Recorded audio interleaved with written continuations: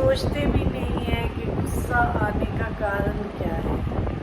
अभी हमारी एज मान लो 50 साल की हो गई है, 50 की हो गई है, तो भी हमारी जो आदत है गुस्सा करने की जा नहीं रही है। उसका कारण यही है कि हमने अपने स्वधर्म को नहीं जाना है। जिस आत्मा ने अपने स्वधर्म को जान लिया कि मेरा स्वधर्म क्या है, ओम शांति का मतलब ही यही है कि मैं आत्मा शांत स्वरूप हूँ। कई तो ये सोचते हैं कि ओम शांति सिर्फ तभी बोला जाता है जब कोई शरीर छोड़ता है, इसलिए ज़्यादातर मोस्टली ओम शांति बहुत कम लोग बोलते हैं। लेकिन ओम शांति का अर्थ इतना अच्छा है। ओम माना मैं आत्मा, शांति माना शांत स्वरूप हूँ।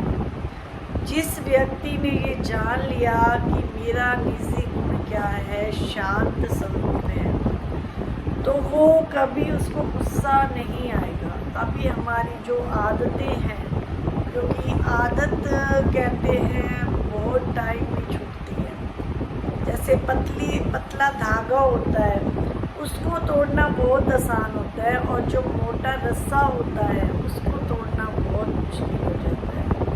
ऐसे हमारी आत्मा के अंदर जो स्वभाव संस्कार है, एक होता है स्वभाव और दूसरा होता है संस्कार। जैसे कहते हैं इस व्यक्ति का स्वभाव ही ऐसा है, ये तो बोलता ही ऐसा है, ये तो करता ही ऐसा है। वो स्वभाव को हम फिर भी चेंज कर सकते हैं, लेकिन एक संस्कार रूप में मोटा रस्सा जो होता है उसको हम काटना पड़ेगा। उसको हम ऐसे सोचे भाई ये छूट जाएगा, छूट नहीं सकता है। जैसे कोई बुजुर्ग होता है, उसमें कोई आदत होती है, तो यूँ कह देते हैं कि अब तो इसकी आदत जो है सिर के साथ ही जाएगी, ऐसे कह देते हैं। क्यों? क्योंकि बचपन से ही उसने अपनी उस आदत को क्या बना लिया, संस्कार बना लिया। तो ऐसे हमारे अंदर जो कमियां कमजोरी हैं उसको पहले हमने चेक करना होता है, चेक करके फिर उसको चेंज करना होता है। 3 बातें जब हमें पता चल जाती हैं कि मेरा स्वधर्म क्या है, मेरा निज धाम कहाँ पे है, और मेरे पिता जो है वो कैसे हैं। जब ये 3 बातों का हमें पता चल जाता है तो हमारे अंदर छोटी मोटी बातें दूर करना नेचुरल हो जाता है, स्वभाव बिल्कुल शांत हो जाता है। ठीक है, थोड़ी कमियां सब में होती हैं, लेकिन धीरे धीरे जब हम ध्यान देते हैं अपनी कमियों पे, तो वो कमियां हमारी जो है ख़त्म होना शुरू हो जाती हैं। सबसे पहले मुझ आत्मा का स्वधर्म क्या है? मुझ आत्मा का स्वधर्म है शांत स्वरूप, और मेरा निज धाम कौन सा है? वो शांति धाम है। और मेरे पिता भी कौन है? शांति के सागर है।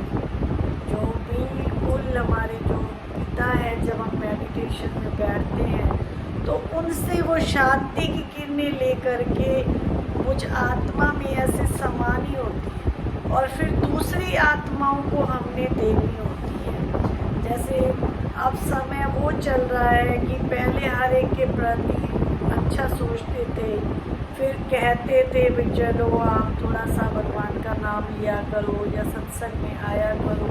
अब बाबा कहते हैं वो सारे समय चले गए हैं।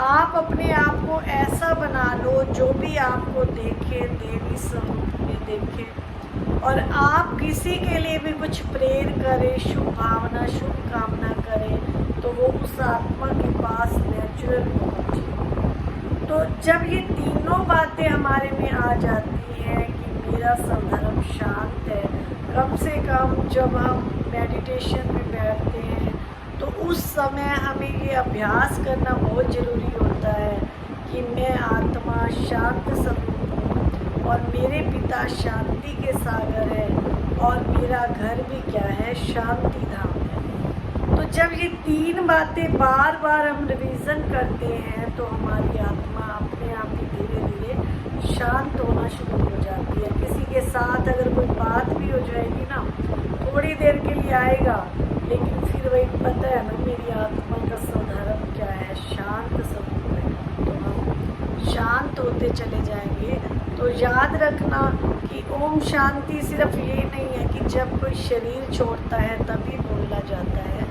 ओम शांति हम आत्मा को दिन रात अपने मन को पक्का करा सकते हैं कि मैं आत्मा शांत हूँ, मेरा घर शांति धाम है और मेरे पिता जो हैं शांति के सागर हैं। सिर्फ ये 3 बातें याद रखेंगे तो हमारे अंदर गुस्सा नहीं आएगा। जब भी गुस्सा आए तो याद दिलाना अपने आप को कि मैं आत्मा शांत स्वरूप, मैं आत्मा शांत स्वरूप।